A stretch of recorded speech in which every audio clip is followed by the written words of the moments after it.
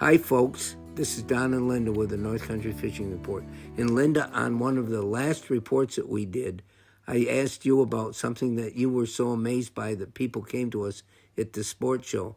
And if you remember, the hotel that we stayed at, the waitress that we became friends with there, she came the last night that we were there with her husband, and he introduced himself to us, and he had made his living for many, many years as a saltwater commercial fisherman. And he told us about some of the things that are happening with that resource that I think people would be really interested in finding out about. You know, for years and years, somebody could go and to catch a tuna with a rod and reel was an amazing thing, because these fish have so much power and they grow to such a huge size. But he was telling us right now that whole industry and that whole way of living of catching tuna has changed. Some of the countries that are employing this new technology where he called it tuna farming, ranching, didn't he say? Tuna ranching. They do. They sort of surround these fish, and they're forced up by some kind of electronic nets. Yes. And he says it's changed it where people like him can't go out and fish for these anymore like that. And part of it is it's driven like everything else by money.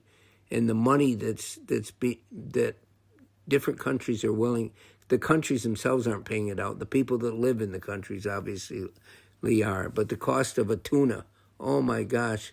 He was saying one of these tuna, that he had the weight of it, 560-pound tuna, it was in the millions of dollars for that one tuna in Japan. Yes. And he says it's unbelievable. People will pay, like he said, $100 for just a couple bites of the tuna in which is Japan. Amazing, because tuna is a wonderful fish. But I kept thinking about this type of harvesting of this particular species. What does that do long term to the availability of tuna? Well, long term, it can almost terminate it. You know, we talk about what's happened with the caribou up in northern Quebec. Right. And people from our area used to go up there every year. They hunted them, and to see these migrations of caribou was absolutely astounding. It's one of the highlights of my memory in my life that I was given that opportunity when I would go up there to do shows with the Inuit people. But these caribou have all but disappeared. These migrations have gone from the hundreds of thousands of animals down to maybe a few hundred now. And you know, all the caribou hunting is over. And I compared it with what happened in the American West with the bison, with the buffalo. Very true. You know, we just slaughtered them, and the species just about went extinct. Mm-hmm. And so that can happen to anything, any fish, any animal, if we aren't more careful with our resource. Right. And so I'm using that parallel because this is happening in the oceans now with some of our fish. Several years ago, there was such a demand for redfish in all the famous restaurants, and we were harvesting them like crazy, and that whole species just about disappeared.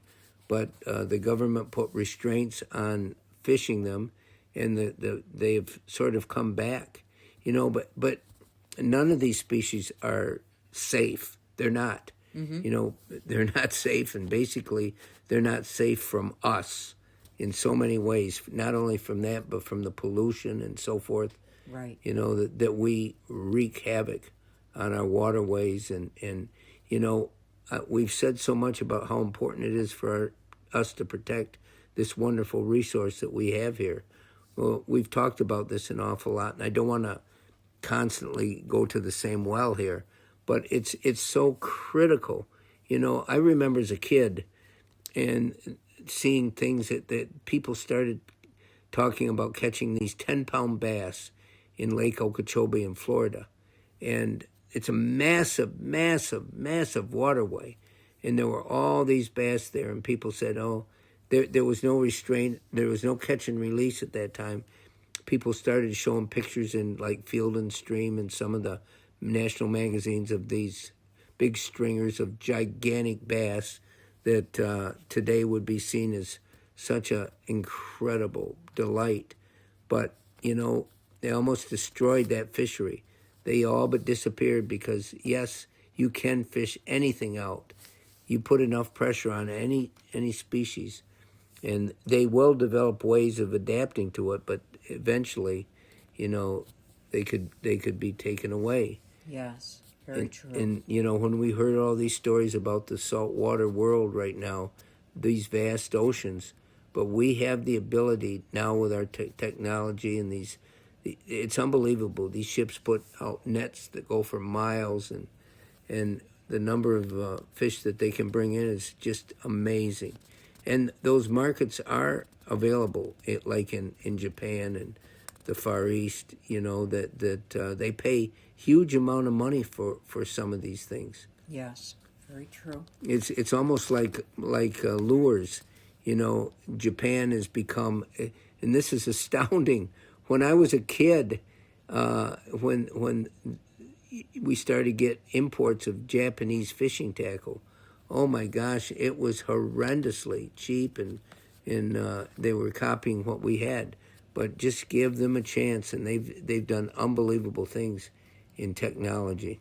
The Japanese sort of have anything coming out of Japan is going to be of such high quality, and we're seeing that with fishing tackle too. It's amazing, and people there are willing to pay that extraordinary money for it. Yes. Now, will they hear or not? I don't know. Some of the new soft plastics, the best of all, are coming from Japan.